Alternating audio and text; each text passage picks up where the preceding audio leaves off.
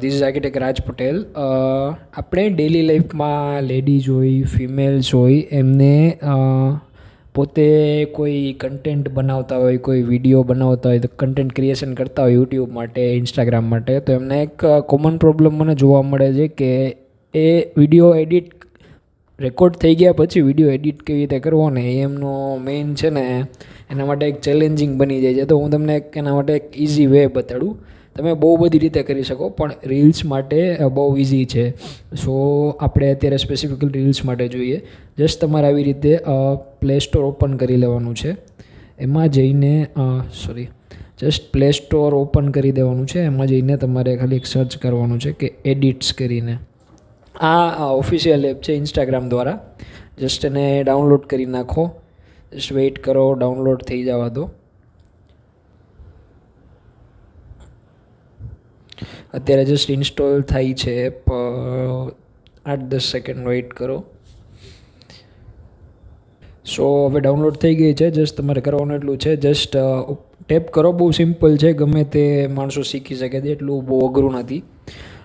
Just proper વેમાં તમને સમજાવું તો બાકી તમે ગમે તે લોકલ એપમાંથી કરશો તો એમાંથી તમારે વોટરમાર્ક આવવાના 100% ચાન્સીસ છે. એટલે તમારે અહીંયા એક લોગિન કરી દેવાનું છે. તમારી પાસે ઓલરેડી ઇન્સ્ટાગ્રામ ડાઉનલોડેડ હશે તો એકાઉન્ટ અહીંયા બતાડી દેશે. જસ્ટ ટુ ઇન્ફોર્મેશન અને તમારા ડેટા માટે. જસ્ટ આ તમને લેઆઉટ છે. આમાં આ બધા અલગ અલગ ટૂલ્સ આવે છે. તમે અહીંથી તમારી રીલ્સની ઇન્સ્પિરેશન એક્સેસ કરી શકો છો, પણ એ બધામાં આપણે અત્યારે પડવાની જરૂર નથી. જસ્ટ તમારે કરવાનું શું છે, પ્લસ પર ક્લિક કરો.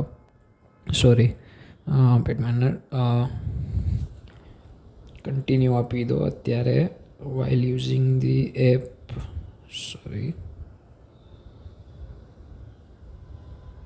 ને પરમિશન પહેલાં ફર્સ્ટ ટાઈમ તમારે ડાઉનલોડ કરો ત્યારે આપવી પડશે.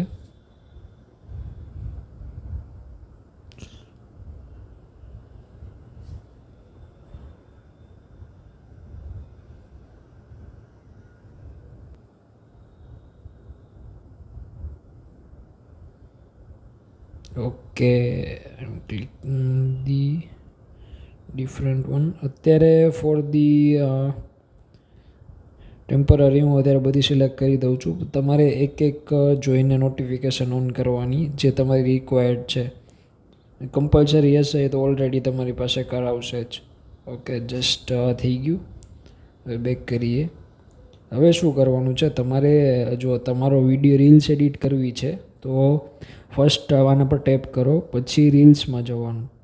હવે રીલ્સની અંદર તમારે ધારો કે આ બધા મારા સેવડ રીલ્સ હોય કે સજેસ્ટેડ હોય જે તમે જોઈ હોય રિસેન્ટલી, જસ્ટ એની પર ક્લિક કરો. હવે તમે આ ઓડિયો યુઝ કરીને સેમ રીલ બનાવી છે તો આને તમે આ ઓડિયો પર ક્લિક કરો.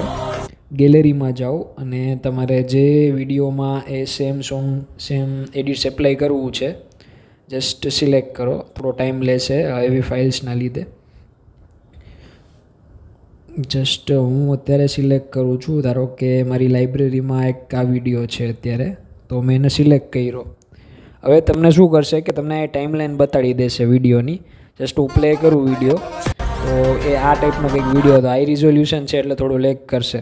હવે ધારો કે તમારે આમાંથી ફર્સ્ટ 5 સેકન્ડનો કન્ટેન્ટ કે વોઇસ નથી જોતો, તો જસ્ટ આ બધા એના ટૂલ્સ છે. સિમ્પલી ક્લિક કરો, એને સ્વાઇપ કરો. 5 સેકન્ડ 6 સેકન્ડ તમારે જેટલું ટ્રીમ આઉટ કરવું છે.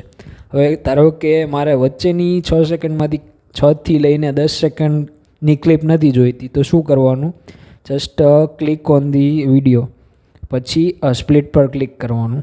એટલે અહીંથી એક ભાગ પડી ગયો. હવે તમારે પાછી 5 સેકન્ડ કાઢવી છે તો હવે 10 સેકન્ડ પર ટાઈમલાઈન દેખાડે છે. ફરીથી ક્લિક કરી અને સ્પ્લિટ કરશી. હવે તમે જોઈ શકો ભાગ અલગ થઈ ગયા. તો હવે વચ્ચેનો કટકોડ ડિલીટ કરી નાખવાનો.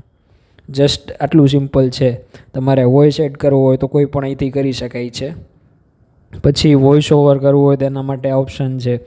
બાકીના બધા ટૂલ્સ છે, પણ અત્યારે બેઝિકલી આ ટૂલ જરૂરી છે. હવે તમારે બીજો નેક્સ્ટ વિડીયો કે ફોટો એડ કરવો હોય તો ગેલેરીમાં જઈને ઇઝીલી તમે એમને એડ કરી શકો છો. આ બીજો વિડીયો આ ફોટો એડ કરું છું જસ્ટ તમને એક્ઝામ્પલ માટે. થોડી સેકન્ડ વેઇટ કરો.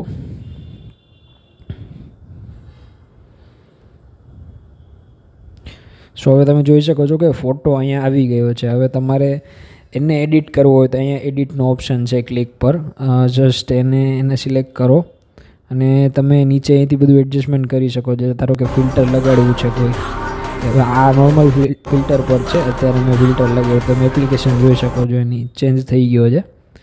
પછી તમારે કોઈ ઇફેક્ટ એડ કરવી હોય તો બેની વચ્ચેની ઇફેક્ટ આવશે આમાં, જે તમને ઇન્સ્ટાગ્રામ રીલમાં 2 કે 3 જ આવે છે, પણ આમાં તમને થોડા અલ્ટરનેટ ઓપ્શન વધારે જોવા મળશે. ધારો કે 2 વિડીયો વચ્ચે જે એન્ડ આવશે, હવે તમે જો મેં એક એપ્લાય કરી છે, ચેન્જ દેખાણો, જસ્ટ આટલું સિમ્પલ છે. હવે આને તમે સીધું ડાયરેક્ટ પછી હવે આ થઈ ગયું, આ એડિટિંગ તમારું કમ્પ્લીટ થઈ ગયું. તો એને તમે આ કેપ્શન એડ કરવા હોય કે ટાઇટલ, તો અહીંથી તમે ટેક્સ્ટ એડ કરી અને કંઈ પણ લખી શકો છો. અત્યારે હું કંઈ કરતો નથી, એમને રહેવા દઉં છું. જસ્ટ હવે તમારે અહીં ફોર્મેટ સિલેક્ટ કરવાનું વિડીયો ગેલેરીમાં સેવ કરવા માટે. આ FPS 60 પર રહેવા દો તો વાંધો નહીં, બાકી 2K આ તમારા રિક્વાયરમેન્ટ પ્રમાણે સિલેક્ટ કરવાનું. જે તમારી વિડીયોની ક્વોલિટી હશે એ પ્રમાણે ઓપ્શન આવશે. HD કરશો તો થોડો ડિફરન્સ હશે ક્વોલિટીમાં. 2K એ બધું ડિટેલમાં આપણે બીજા કોઈ વિડીયોમાં જોશું. અત્યારે ડિફોલ્ટ પર રાખીને તમે એક્સપોર્ટ કરો છો. હવે શું થશે, જે વિડીયો છે 100% પૂરો થશે એટલે તમારી ગેલેરીમાં ઓટોમેટિકલી આ વિડીયો મ્યુઝિક સાથે આવી જશે. તમે જે મ્યુઝિક ઇન્સ્ટાગ્રામમાં રીલ્સ પર અલગથી એડ કરો છો, આમાં એ મ્યુઝિક ઓલરેડી અંદર એડ થઈ જશે અને તમારે ડાયરેક્ટ તમે પોસ્ટ કરી શકો છો. એટલે ઓટોમેટિક એમના જે ક્રેડિટ આપીને એ સિલેક્ટ કરી લેશે કે આ ઇન્સ્ટા મ્યુઝિકમાંથી સિલેક્શન થયેલું છે. સો દેટ્સ ઇટ. જો આ વિડીયો લેડીઝ માટે અને જેમને એપ્રોચનો ઇન્સ્ટાગ્રામ રીલ એડિટ કે વિડીયો એડિટિંગમાં પ્રોબ્લેમ પડે છે એમના માટે છે. જો તમને વિડીયો આ પસંદ આવ્યો હોય, ગમ્યો હોય તો લાઈક કરો, રીલ્સને શેર કરો, યુટ્યુબ વિડીયોને લાઈક કરો, શેર કરો અને સબસ્ક્રાઈબ કરો અને કમેન્ટમાં જણાવો કે હવે આગળ શું કરીએ. Okay, thank you.